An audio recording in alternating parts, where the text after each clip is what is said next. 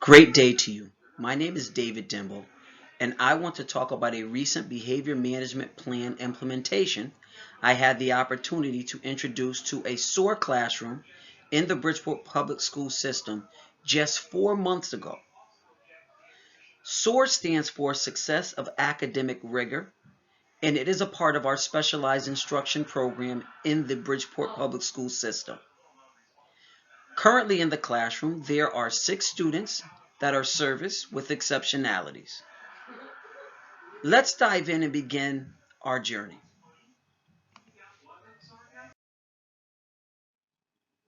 So I know what you're thinking.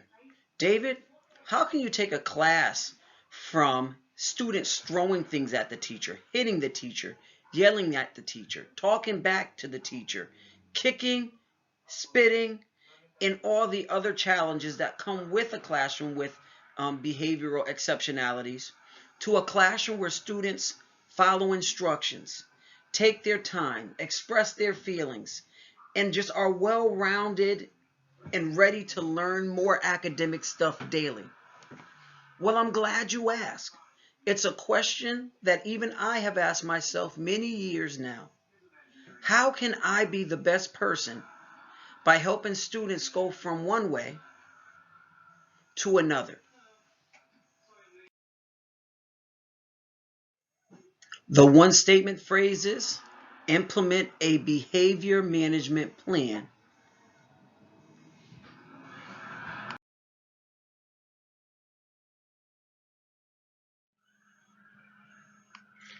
The greatest question to ask here is, what is a behavior management plan and how am I going to implement it? Well, there's 4 things that I notice need to happen in order to have a successful behavior plan or understand what it is. One, it needs to be universal.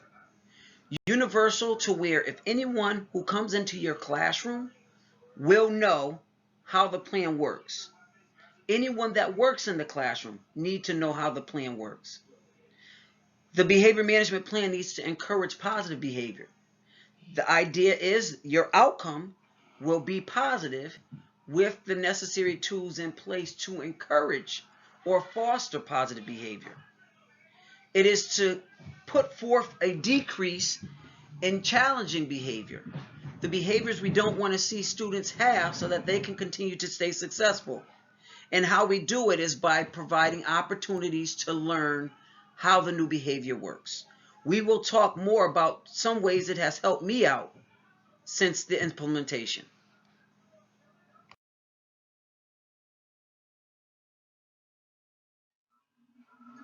So how has a behavior plan helped me? Well, looking at this classroom here, which is the classroom I am assigned to, it is a blank canvas. I had an opportunity to speak to the therapeutic support facilitator in the classroom, who informed me there actually wasn't any form of behavior plan in place. Students would run out of class, students would talk over the teacher, students would argue with all staff in the class, students would fight with other students in other classrooms. And one thing that stuck with me the most was that one student actually stood on that very desk right there with the computer on it, with playing cards in his hand, and made it rain on the teacher while the teacher sat there. As you see, there wasn't a smart board or smart projector in the classroom, though it did have a smart board. There wasn't anything appealing that would let the students know. And I wanted to accept the challenge. 4 months later, this is now the classroom. This is how a behavior plan helped me. It made it universal so that everyone can follow it. It made it so where the opportunities increase for positive behavior. Students could visibly see what they would need to do in order to stay successful.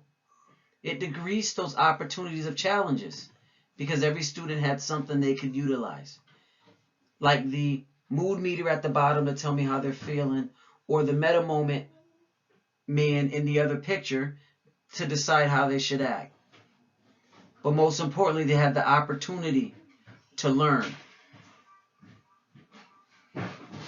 Therefore, that's why in my classroom we fill worm with kindness.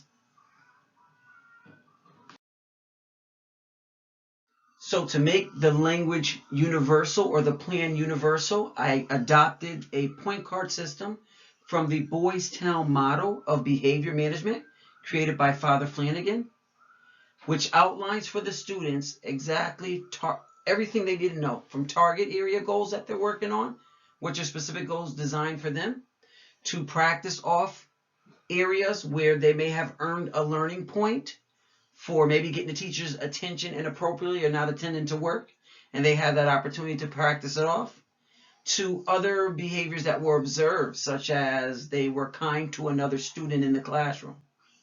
Students can earn upwards of 50,000 points each day on their point card. And all staff in the room know how the point card system works. The rules and expectations are posted. I have posters up, as you saw on the previous slide, that show the students how to perform the expected behavior, how to perform the target. When it comes to parental contact, I call parents every week to let them know how well their children are doing. If there is a challenge within that week, I do inform the parents of that as well. But the idea is to keep the contact positive. Also, with our point card system, there's a form that goes home every day for students that are on the daily or progress level, or on the different levels that you'll see on the next slide, where the parent has to sign. It tells the parent how the day was, how the student did during their academics, as well as their social and emotional behavior for the day. The other part that I put in is the modeling and opportunity practice. This was adopted from a program called Crisis Prevention Intervention, where we want to show the empathy, but we also want to monitor the students' behaviors based on a continuum type.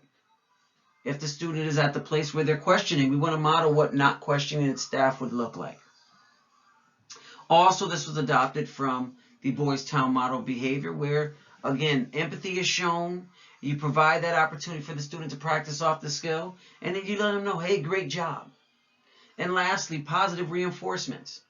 Initially I implemented snacks in the very beginning, but as the behaviors began to increase, I began to remove those edibles completely out. Students were able to purchase certain things daily.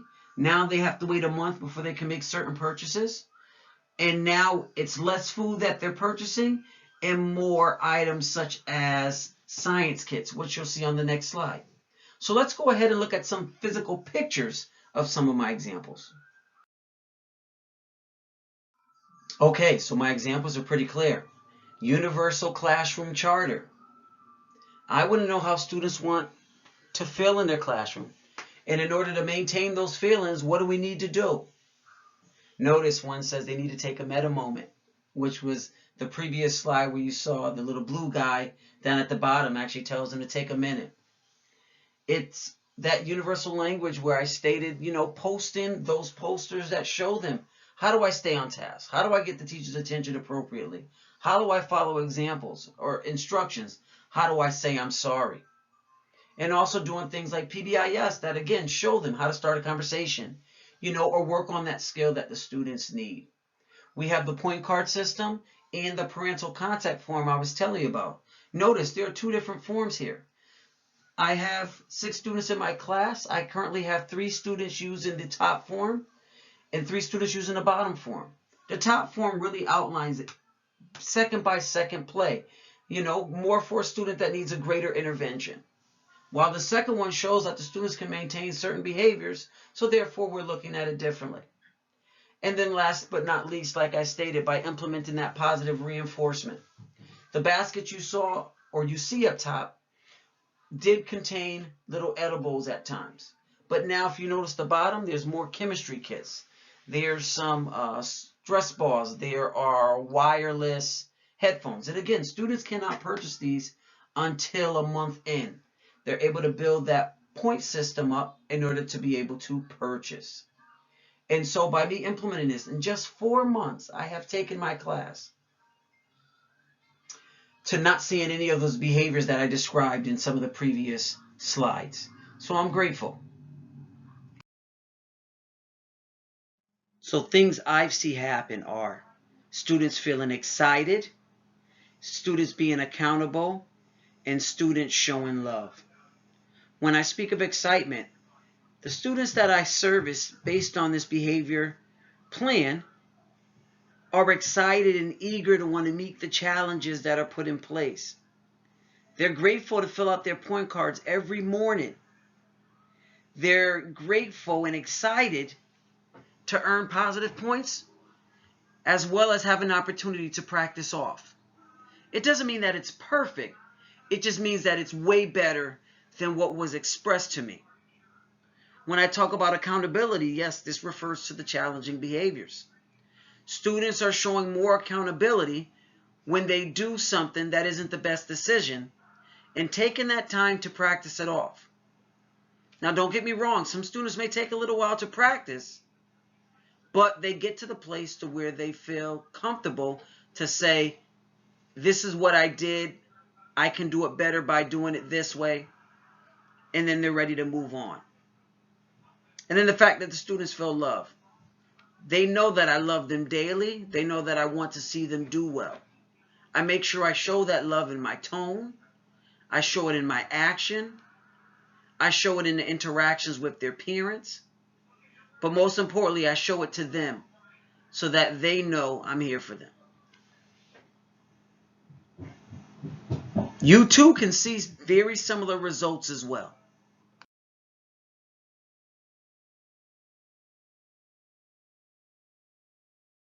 So now you ask yourself, what style of a behavior management plan will you implement in your classroom?